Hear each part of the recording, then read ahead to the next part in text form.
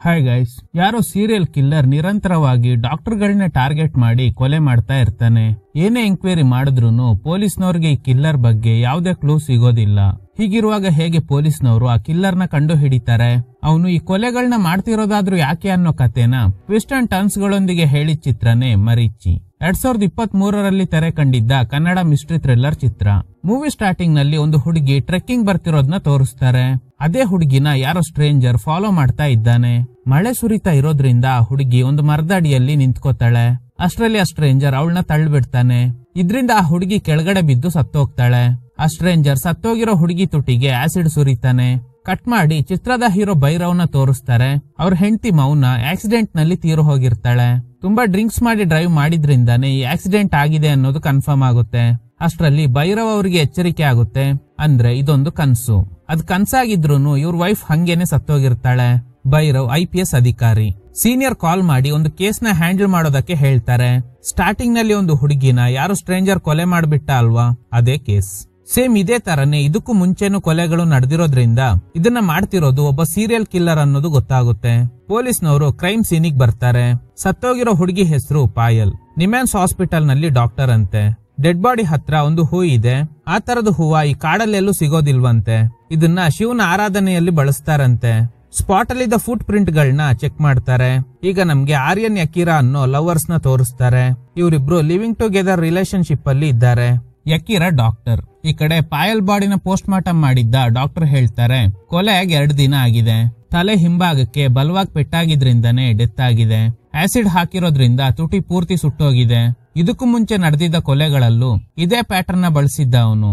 H2SO4 ಅನ್ನೋ concentrated acid ನ ಬಳಸ್ತಾ ಇದ್ದಾನೆ. ಎಲ್ಲೂ ಅಷ್ಟು ಸುಲಭವಾಗಿ ಸಿಗೋ ಅಂತ ಆಸಿಡ್ ಅಲ್ಲ ಅದು.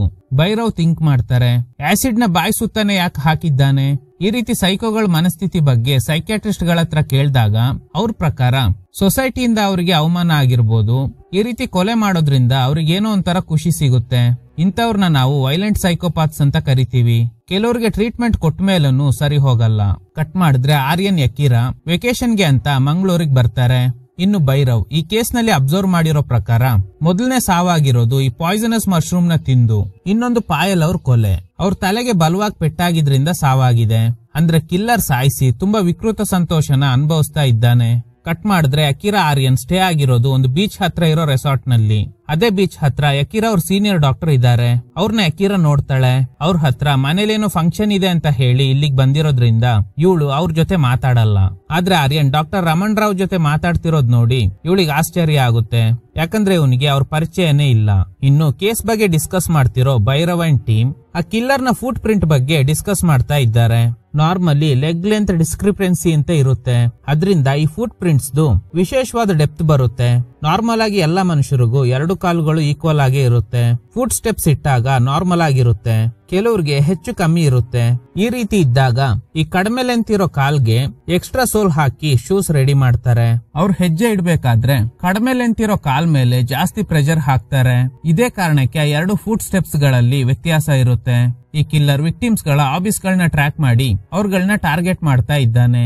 ಕಟ್ ಮಾಡಿದ್ರೆ ಸೇಮ್ ಕಿಲ್ಲರ್ ಬೀಚ್ ಹತ್ರ ಇದ್ದ ರಮಣ್ ರಾವ್ ಅವ್ರ ಮೇಲೆ ಅಟ್ಯಾಕ್ ಮಾಡಿ ಅವ್ರ ಬಾಯೊಳಗಡೆ ಜೇನ್ ಹುಳ ಹಾಕಿ ಸಾಯಿಸ್ಬಿಡ್ತಾನೆ. ಡೆಡ್ ಬಾಡಿ ಹತ್ರ ಪಾಯಲ್ನ ಸಾಯಿಸಿದಾಗ ಇಟ್ಟಿದ್ದ ಅದೇ ಹೂ ಇದೆ. ಹಾಗೇನೆ ಒಂದು ಗ್ಲಾಸ್ ಇಟ್ಟು ಹೋಗ್ತಾನೆ. ಡೆತ್ ವಿಷಯ ಗೊತ್ತಾಗಿ ಪೊಲೀಸ್ನವರು ಸ್ಪಾಟಿಗೆ ಬರ್ತಾರೆ. ಇದುವರೆಗೂ ಸತ್ತೋಗಿರೋರೆಲ್ಲ ಡಾಕ್ಟರ್ಗಳೇ. ಸೀನಿಯರ್ ಭೈರವ್ಗೆ ಕಾಲ್ ಮಾಡಿ ಮಂಗಳೂರಲ್ಲಿ ಸೇಮ್ ಪ್ಯಾಟರ್ನ್ ನಲ್ಲಿ ಕೊಲೆ ನಡೆದಿದೆ ಅಂತ ಹೇಳ್ತಾರೆ. ಈಗ ರಮಣ್ ರಾವ್ ಡೆತ್ ಆಗಿದ್ದ ಬೀಚ್ ಹತ್ರ ಇರುವ ಒಂದು ರೆಸಾರ್ಟ್ ನಲ್ಲಿ ಆರ್ಯನ್ ಯಕೀರಾ ಉಳ್ಕೊಂಡಿದ್ರು ಅಲ್ವಾ, ಅವರಿಬ್ಬರನ್ನ ಎಂಕ್ವೈರಿಗೆ ಕರೀತಾರೆ. ಯಕೀರಾ ಒಂಟಿಯಾಗಿರುವಾಗ ಕಿಲ್ಲರ್ ಕಾಲ್ ಮಾಡಿ ವಾರ್ನ್ ಮಾಡ್ತಾನೆ, ನೀವೇನಾದ್ರೂ ಪೊಲೀಸ್ ಹತ್ರ ಬಾಯ್ ಬಿಟ್ರೆ ನೀನು ನಿನ್ ಬಾಯ್ ಫ್ರೆಂಡ್ ಇಬ್ರು ಉಳಿಯಲ್ಲ ಅಂತ. ಆಕ್ಚುಲಿ ಅವಳಿಗೆ ಕಾಲ್ ಮಾಡ್ತಿರೋ ವ್ಯಕ್ತಿ ಯಾರು ಅಂತಾನೆ ಗೊತ್ತಿಲ್ಲ. First doctor Raman Rao stay ಆಗಿದ್ದ ಹೋಟೆಲ್ ಸ್ಟಾಫ್ ಗಳನ್ನ ಎಂಕ್ವೈರಿ ಮಾಡ್ತಾರೆ. ಆದ್ರೆ ಏನು ಲೀಡ್ ಸಿಗಲ್ಲ. ಆದ್ರೆ ಒಬ್ಬ ಹುಡುಗ ಹೇಳ್ತಿರೋ ಪ್ರಕಾರ ಡಾಕ್ಟರ್ ರಮಣ್ ರಾವ್ ಯಾವ್ದೋ ಹುಡುಗನ್ ಜೊತೆ ಮಾತಾಡ್ತಿದ್ರಂತೆ. ಆರ್ಯನ್ ಯಕೀರಾ ಪೊಲೀಸ್ ಎಂಕ್ವೈರಿನಲ್ಲಿ ನಾವಿಬ್ರು ಡಾಕ್ಟರ್ ರಮಣ್ ರಾವ್ ನ ನೋಡೇ ಇಲ್ಲ ಅಂತ ಹೇಳ್ತಾರೆ. ಹೌದಾ, ಒಂದೇ ಹಾಸ್ಪಿಟಲ್ ನಲ್ಲಿ ಕೆಲಸ ಮಾಡೋದು ಅಂತ ಹೇಳಿದ್ರಿ. ಪ್ರೈವೇಟ್ ಬೀಚ್ ಅಲ್ಲಿ ಜಾಸ್ತಿ ಜನ ಇರಲ್ಲ. ನೀವು ಸ್ಟೇ ಆಗಿದ್ದ ರೆಸಾರ್ಟ್ ಪಕ್ಕದಲ್ಲೇ ಅವ್ರು ಡೆತ್ ಆಗಿರೋದು. ಇಲ್ಲ ಸರ್, ನಾವು ಅಬ್ಸರ್ವ್ ಮಾಡಿಲ್ಲ. ಸರಿ, ನಿಮ್ ನಂಬರ್ ಹಾಗೂ ಅಡ್ರೆಸ್ ಕೊಟ್ಟು ಹೋಗಿ, ಕರ್ದಾಗ ಬರ್ಬೇಕು. ಯಕೀರಾ ಕೇಳ್ತಾಳೆ, ಯಾಕೆ ಸುಳ್ಳು ಹೇಳ್ದೆ? ನೀನು ರಮಣ್ ರಾವ್ ಹತ್ರ ಮಾತಾಡ್ತಾ ಇರೋದ್ನ ನಾನೇ ನೋಡಿದ್ದೀನಿ. ಸರಿ, ನೋಡಿದ್ರೆ ನೀನ್ ಯಾಕೆ ಸೈಲೆಂಟ್ ಆಗಿದ್ದೆ? ನಾನು ಇದನ್ನೆಲ್ಲ ಹೇಳಿದ್ರೆ ಸುಮ್ನೆ 10 ಪ್ರಶ್ನೆಗಳನ್ನ ಕೇಳ್ತಾರೆ, ಅದಕ್ಕೆ ಸೈಲೆಂಟ್ ಆಗಿದ್ದೆ ಅಂತ. ನಾನು ಅದಕ್ಕೆ ಹೇಳಿಲ್ಲ. ಸರಿ, ನಿನ್ಗೆ ರಮಣ್ ರಾವ್ ಅವ್ರ ಪರಿಚಯನೇ ಇಲ್ಲ, ಅವ್ರ ಹತ್ರ ಏನ್ ಮಾತಾಡ್ದೆ? ಜಸ್ಟ್ ಕ್ಯಾಶುವಲ್ ಟಾಕ್ ಅಷ್ಟೇ ಅಂತ. ಇನ್ನು ಪೊಲೀಸ್ನವರು ಡಿಸ್ಕಸ್ ಮಾಡ್ತಿರೋ ಪ್ರಕಾರ ಆ ಕಿಲ್ಲರ್ ಕೊಲೆಗಳನ್ನ ಡಿಫ್ರೆಂಟ್ ಆಗಿ ಮಾಡ್ತಾ ಇದ್ದಾನೆ. ಒಬ್ರಿಗೆ ಪಾಯ್ಸನಸ್ ಮಶ್ರೂಮ್ ನ ತಿನ್ಸಿ ಸಾಯಿಸಿದ್ರೆ ಇನ್ನೊಬ್ಬರನ್ನ ಫಾರೆಸ್ಟ್ ಅಲ್ಲಿ ಸಾಯಿಸಿದ್ದಾನೆ. ಈಗ ನೋಡಿದ್ರೆ ಜೇನ್ ಹುಳಗಳನ್ನ ಬಾಯಿಗೆ ಹಾಕಿ ಕೊಲೆ ಮಾಡ್ಬಿಟ್ಟ. ಇದನ್ನೆಲ್ಲ ನೋಡ್ತಾ ಇದ್ರೆ ಆ ಕಿಲ್ಲರ್ ಪಕ್ಕ ಪ್ಲಾನ್ ಮಾಡಿ ಕೊಲೆಗಳನ್ನ ಮಾಡ್ತಾ ಇದ್ದಾನೆ ಅಂತ. ಭೈರವ್ ಹೇಳ್ತಿರೋ ಪ್ರಕಾರ ಈ ತರದ ವ್ಯಕ್ತಿಗಳು ಸದಾ ಸುದ್ದಿಯಲ್ಲಿರೋದಕ್ಕೆ ಇಷ್ಟಪಡ್ತಾರೆ ಅಂತ. ಹೀಗೆ ಮಾತಾಡ್ತಾ ಬರ್ತಾ ಇರುವಾಗ ಒಂದು ಕಡೆ ಗಾಡಿ ನಿಲ್ಲಿಸ್ತಾರೆ. ಅಲ್ಲೊಬ್ಬ ಮಂತ್ರವಾದಿ ದೆವ್ವ ಹಿಡ್ದಿರೋರ್ಗೆ ದೆವ್ವ ಬಿಡಿಸ್ತಾ ಇದ್ದಾನೆ. ಈ ಊರ್ ಹೆಸರು ಮಾಯಗನಹಳ್ಳಿ ಅಂತ. ಇದು ಭೂತ ಪ್ರೇತ ಬಿಡಿಸೋ ಜಾಗ ಅಂತೆ. ಇವ್ರ ಕೇಸ್ಗೆ ರಿಲೇಟೆಡ್ ಆಗಿ ಏನಾದ್ರೂ ಮಾಹಿತಿ ಸಿಗುತ್ತಾ ಅಂತ ಕೇಳಕ್ ಬರ್ತಾರೆ. ಏನ್ರಿ ಇದೆಲ್ಲ? ಡಾಕ್ಟರ್ ಹತ್ರ ತೋರ್ಸೋದ್ ಬಿಟ್ಟು ಮಗುನ ಇಲ್ಲಿಗೆ ಯಾಕೆ ಕರ್ಕೊಂಡ್ ಬಂದಿದ್ದೀರಾ? ಆ ಲೇಡಿ ಹೇಳ್ತಿರೋ ಪ್ರಕಾರ ಡಾಕ್ಟರ್ ಹತ್ರ ಕರ್ಕೊಂಡ್ ಹೋದ್ರುನು ಸರಿಯಾಗಿಲ್ವಂತೆ, ಅದಕ್ಕೇನೆ ಇಲ್ಲಿ ಕರ್ಕೊಂಡ್ ಬಂದಿದ್ದೀನಿ. ಅನ್ನ ಚಾಕ್ಲೇಟ್ ಏನೇ ತಿಂದ್ರುನು ಹಿಂಗೆ ಆಡ್ತಾಳೆ ಅಂತ. ಮೊದ್ಲು ಡಾಕ್ಟರ್ ಹತ್ರ ಕರ್ಕೊಂಡು ಹೋಗಿ ಟ್ರೀಟ್ಮೆಂಟ್ ಕೊಡ್ಸಿ. ಈ ರೀತಿ ಮಾಟ ಮಂತ್ರ ಮಾಡೋರೆಲ್ಲ ಸರಿ ಮಾಡೋದಾಗಿದ್ರೆ ಆಸ್ಪತ್ರೆ ಯಾಕೆ ಅಂತ. ಸರ್, ಈ ಊರಿನ ಜನ ನಮ್ ಮಾತನ್ನ ಕೇಳಲ್ಲ, ಇವ್ರಿಗೆ ಮೂಢನಂಬಿಕೆನೆ ದೊಡ್ಡದು ಅಂತ ಲೇಡಿ ಆಫೀಸರ್ ಹೇಳ್ತಾರೆ. ಕಟ್ ಮಾಡಿದ್ರೆ ಭೈರವ್ ಯೋಚನೆ ಮಾಡ್ತಾರೆ. Doctor Raman Rao, doctor Harshvardhan and doctor Payal 3 ಜನ ಬೇರೆ ಬೇರೆ ಹಾಸ್ಪಿಟಲ್ ನಲ್ಲಿ ಕೆಲಸ ಮಾಡ್ತಿದ್ರು. ಈ 3 ಜನರಿಗೆ ಏನ್ ಲಿಂಕ್ ಇದೆ? ಡಾಕ್ಟರ್ ರಮಣ್ ರಾವ್, ಡಾಕ್ಟರ್ ಪಾಯಲ್ಗೂ ಪರಿಚಯ ಇದೆ. ಆದ್ರೆ ಅವರಿಬ್ಬರ ಸಂಬಂಧ ಬರೀ ಪ್ರೊಫೆಷನಲಿ ಇತ್ತ ಅಥವಾ ಮೆಡಿಕಲ್ ಫೀಲ್ಡ್ ಹೊರಗಡೆನೂ ಇತ್ತ ಗೊತ್ತಿಲ್ಲ. ಯಾಕಂದ್ರೆ ಡಾಕ್ಟರ್ ರಮಣ್ ರಾವ್ ಅವ್ರ ವೈಫ್ ಇಲ್ಲ, ತೀರ್ಕೊಂಡಿದ್ದಾರೆ. ಒಬ್ಬ ಮಗ ಇದ್ದಾನೆ. ತಂದೆ ಮಗನ ಸಂಬಂಧ ಹೇಗಿತ್ತೋ ಗೊತ್ತಿಲ್ಲ. ಅಥವಾ ಈ 3 ಜನ ಡಾಕ್ಟರ್ಸ್ ಒಂದೇ ಆಪರೇಷನ್ ನಲ್ಲಿ ಇನ್ವಾಲ್ವ್ ಆಗಿ ಏನಾದ್ರೂ ತಪ್ಪು ನಡೆದಿದ್ಯಾ? ಸೊ ಆ 3 ಜನ ಡಾಕ್ಟರ್ಗಳ ಬ್ಯಾಕ್ ಗ್ರೌಂಡ್ ಚೆಕ್ ಮಾಡೋದಕ್ಕೆ ಹೇಳ್ತಾರೆ. ಮೌನ ಬದುಕಿದ್ದಾಗ ಇಬ್ಬರ ನಡುವೆ ಪದೇ ಪದೇ ಮಿಸ್ಅಂಡರ್ಸ್ಟ್ಯಾಂಡಿಂಗ್ ಆಗಿರುತ್ತೆ. ಅದ್ರ ಬಗ್ಗೆ ಎಲ್ಲ ಭೈರವ್ ಯೋಚನೆ ಮಾಡ್ತಿದ್ದಾರೆ. ವಿಕ್ಟಿಮ್ಗಳ ಬ್ಯಾಕ್ ಗ್ರೌಂಡ್ ನ ಚೆಕ್ ಮಾಡ್ತಾರೆ. ಅದ್ರ ಪ್ರಕಾರ ರಮಣ್ ರಾವ್ ತನ್ನ ಮಗ ಬೇಹು ಜೊತೆ ಚೆನ್ನಾಗಿದ್ರು. ಈ ಡಾಕ್ಟರ್ಸ್ ತುಂಬಾ ಮೆಡಿಕಲ್ ಕ್ಯಾಂಪ್ ಗಳನ್ನ ಮಾಡಿದ್ದಾರೆ. ಹರ್ಷವರ್ಧನ್ ಸತ್ತಿರೋ ಜಾಗದಲ್ಲಿ ಟೈಗರ್ ಸಿಕ್ಕಿದೆ. ಈಗ ಟೈಗರ್ ಬಗ್ಗೆ ಯೋಚನೆ ಮಾಡಿದ್ರೆ ಅದು ನಮ್ಗೆ ಝೂ ಅಲ್ಲ ಅಥವಾ ಕಾಡಲ್ ಸಿಗುತ್ತೆ. ಪಾಯಲ್ ಮರ್ಡರ್ ಆಗಿರೋ ಜಾಗದಲ್ಲಿ ಶಂಖ ಸಿಕ್ಕಿದೆ. ಶಂಖ ಸಾಮಾನ್ಯವಾಗಿ ಬೀಚ್ ಅಲ್ಲಿ ಸಿಗುತ್ತೆ. ಬೀಚ್ ಅಲ್ಲಿ ರಮಣ್ ರಾವ್ ಮರ್ಡರ್ ಆಗಿದ್ದ ಜಾಗದಲ್ಲಿ ಗ್ಲಾಸ್ ಸಿಕ್ಕಿದೆ. ಹಾಗಾದ್ರೆ ಮುಂದಿನ ಕೊಲೆ?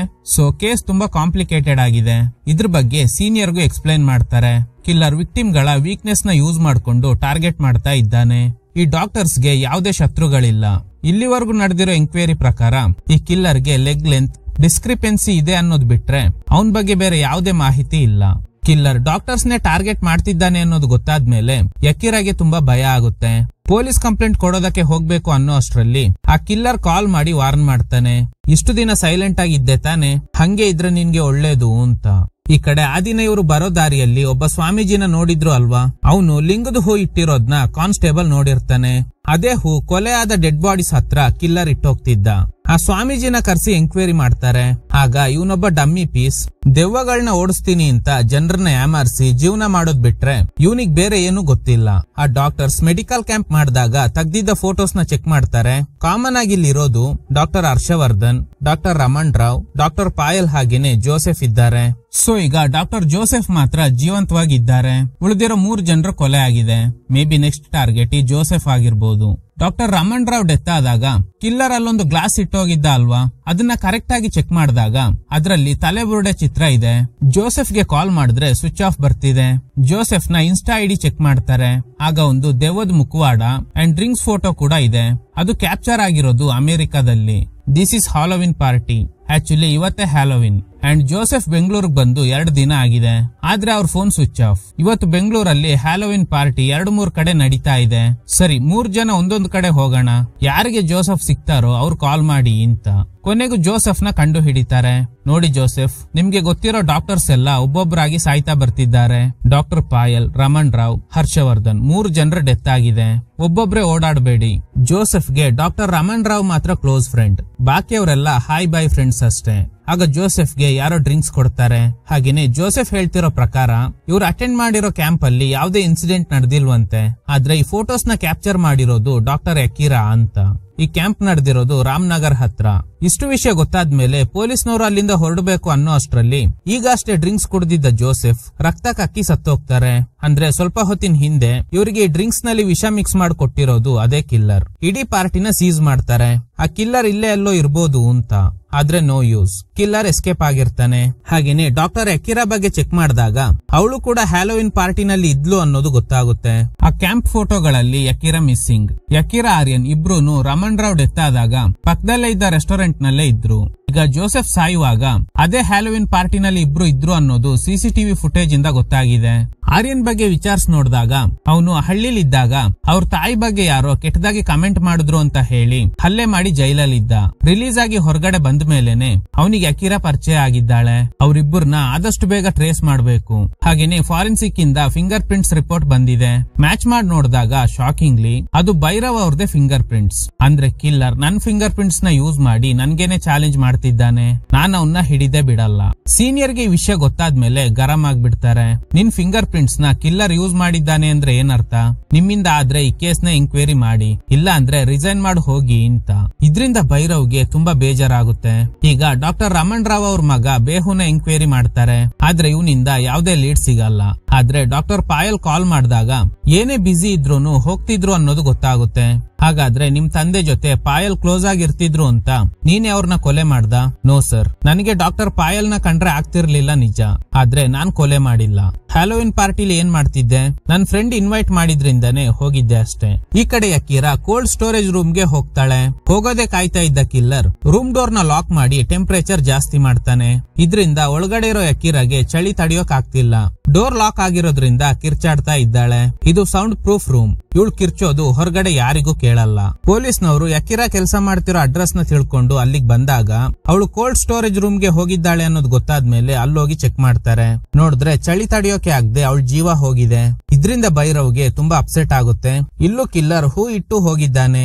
ಮೀಡಿಯಾ ಇಂದ ಪ್ರೆಷರ್ ಜಾಸ್ತಿ ಆಗ್ತಿದೆ. ಪೊಲೀಸ್ನವ್ರಿಗೆ ಏನ್ ಉತ್ತರ ಕೊಡ್ಬೇಕು ಅಂತಾನೆ ಗೊತ್ತಾಗ್ತಾ ಇಲ್ಲ. ಕಟ್ ಮಾಡಿದ್ರೆ ಆರ್ಯನ್ ಅಡ್ರೆಸ್ ಗೆ ಹೋದಾಗ ಆ ಕಿಲ್ಲರ್ ಇಟ್ಟೋಗ್ತಿದ್ದ ಹೂ ಇಲ್ಲೂ ಇದೆ. ಇವನೇ ಕಿಲ್ಲರ್ ಅಂತ ಅರೆಸ್ಟ್ ಮಾಡ್ತಾರೆ. ಆರ್ಯನ್ ಹೇಳ್ತಿರೋ ಪ್ರಕಾರ ಯಾರೋ ಇವನ್ನ ಕಿಡ್ನಾಪ್ ಮಾಡಿ ಡಾರ್ಕ್ ರೂಮ್ ಅಲ್ಲಿ ಕೂಡ್ ಹಾಕ್ಬಿಟ್ರಂತೆ. 2 ದಿನ ಆದ್ಮೇಲೆ ನಿನ್ ಗರ್ಲ್ ಫ್ರೆಂಡ್ ನ ಕಾಪಾಡ್ಕೋ ಅಂತ ಕಿಡ್ನಾಪ್ ಮಾಡಿದ ಜಾಗದಲ್ಲೇ ಬಿಟ್ಟೋಗಿದ್ದಾರೆ. ಸರಿ, ಆ ಗಿಡ ಹೇಗ್ ಬಂತು? ನಮ್ ತಾಯಿ ಇದ್ದಾಗ ಅದನ್ನ ನೆಟ್ಟಿದ್ರು. ಲಿಂಗದ ಹೂವ ಇಟ್ಟು ಪೂಜೆ ಮಾಡಿದ್ರೆ ಒಳ್ಳೇದಾಗುತ್ತೆ ಅಂತಿದ್ರು. ಈಗ ಕ್ರೈಮ್ ಸೀನ್ ಅಲ್ಲಿ ಸಿಕ್ಕಿದ್ದ ಫಿಂಗರ್ ಪ್ರಿಂಟ್ಸ್ ಹಾಗೇನೆ DNA ರಿಪೋರ್ಟ್ಸ್ ಆರ್ಯನ್ಗೆ ಮ್ಯಾಚ್ ಆಗ್ತಿಲ್ಲ. ಸೊ ಅವನ್ನ ರಿಲೀಸ್ ಮಾಡ್ತಾರೆ. ಒಂದು ಹಂತದಲ್ಲಿ ಭೈರವ್ಗೆ ಫುಲ್ ಟೆನ್ಷನ್ ಆಗುತ್ತೆ. ಏನೇ ಎಂಕ್ವೈರಿ ಮಾಡಿದ್ರು ಸಿಂಗಲ್ ಕ್ಲೂ ಸಿಕ್ತಿಲ್ವಲ್ಲ ಅಂತ. ಈಗ ಒಂದು ವಿಷಯ ಸ್ಟ್ರೈಕ್ ಆಗುತ್ತೆ. ಇದುವರೆಗೂ ಮಾಡಿರೋ ಎಂಕ್ವೈರಿನಲ್ಲಿ ಮೆಡಿಕಲ್ ರಿಸರ್ಚ್ ಗೆ ಸಂಬಂಧಪಟ್ಟಂಗೆ ಏನು ಎಂಕ್ವೈರಿ ಮಾಡಿರಲ್ಲ. ಈಗ ಆ ಆಂಗಲ್ ನಲ್ಲಿ ಎಂಕ್ವೈರಿ ಶುರು ಮಾಡ್ತಾರೆ. ಆ ಮೆಡಿಕಲ್ ಕ್ಯಾಂಪ್ ಅಲ್ಲಿ ಏನ್ ಕಂಡು ಹಿಡಿದಿದ್ದಾರೆ ಅನ್ನೋದು ಗೊತ್ತಾಗ್ಬಿಟ್ರೆ ಈ ಕೇಸ್ಗೆ ಮುಖ್ಯವಾದ ಲೀಡ್ ಸಿಗುತ್ತೆ. ಈಗ ಭೈರವ್ ರಮಣ್ ರಾವ್ ಅವ್ರ ಮಗ ಬೇಹುಗೆ ಕಾಲ್ ಮಾಡಿ ನಿಮ್ ತಂದೆ ಮೆಡಿಕಲ್ ಕ್ಯಾಂಪ್ ಗೆ ಸಂಬಂಧಪಟ್ಟಂಗೆ ಕ್ಲೌಡ್ ಸ್ಟೋರೇಜ್ ಅಲ್ಲಿ ಏನಾದ್ರೂ ಇನ್ಫಾರ್ಮೇಶನ್ ನ ಇಟ್ಟಿದ್ರಾ ಅಂತ. ಇದ್ರ ಬಗ್ಗೆ ಇವರಿಬ್ರು ಡಿಸ್ಕಸ್ ಮಾಡ್ತಾ ಇರುವಾಗ ಎಲ್ಲಿ ಇವನಿಂದ ಪೊಲೀಸ್ನವ್ರಿಗೆ ಲೀಡ್ ಸಿಕ್ಬಿಡುತ್ತೆ ಅಂತ ಆ ಕಿಲ್ಲರ್ ಬೇಹು ಮೇಲೆ ಅಟ್ಯಾಕ್ ಮಾಡ್ತಾನೆ. ಭೈರವ್ ಅಂಡ್ ಟೀಮ್ ಸ್ಪಾಟಿಗೆ ಬಂದಾಗ ಬೇಹು ಅನ್ಕಾನ್ಶಿಯಸ್ ಆಗಿದ್ದಾನೆ. ಆ ಕಿಲ್ಲರ್ ಅಲ್ಲಿ ಇರಲ್ಲ. ಬೇಹು ಪ್ರಾಣಾಪಾಯದಿಂದ ಬಚಾವಾಗಿರ್ತಾನೆ. ಕಿಲ್ಲರ್ ಬೇಹು ಮೇಲೆ ಅಟ್ಯಾಕ್ ಮಾಡಿದಾಗ ಅವ್ನ್ ಫಿಂಗರ್ ಪ್ರಿಂಟ್ಸ್ ಇದೆಯಾ ಅಂತ ಚೆಕ್ ಮಾಡ್ತಾರೆ. ಆದ್ರೆ ಸಿಗಲ್ಲ. ಯಾಕಂದ್ರೆ ಫಿಂಗರ್ ಮಾರ್ಕ್ಸ್ ಇದೆ, ಆದ್ರೆ ಲೈನ್ಸ್ ಇಲ್ಲ. ಪೊಲೀಸ್ನವ್ರಿಗೆ ಫಿಂಗರ್ ಪ್ರಿಂಟ್ಸ್ ಸಿಗ್ಬಾರ್ದು ಅಂತ ಕಿಲ್ಲರ್ ಕೈ ಸುಟ್ಕೊಂಡಿದ್ದಾನೆ ಅನ್ನೋದು ಗೊತ್ತಾಗುತ್ತೆ.